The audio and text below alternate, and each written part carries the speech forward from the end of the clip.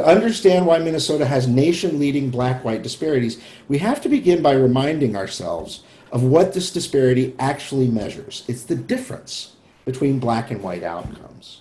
These disparities can go up either because black people do worse in Minnesota or because white people do better in our state relative to others. And this is critical because in a lot of areas, Minnesota's high disparities are actually driven not by black people doing significantly worse in Minnesota than in other states, but actually by white people doing significantly better in Minnesota than other states. Consider a comparison between Minnesota and Alabama.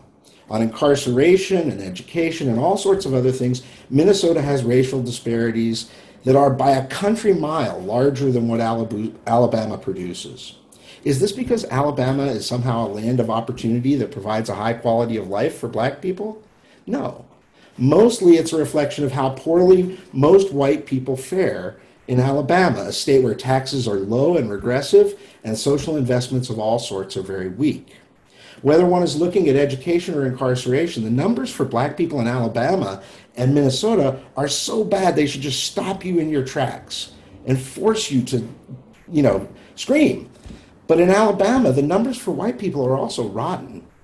Whereas in Minnesota, the numbers for white people stand out as far better than the national average.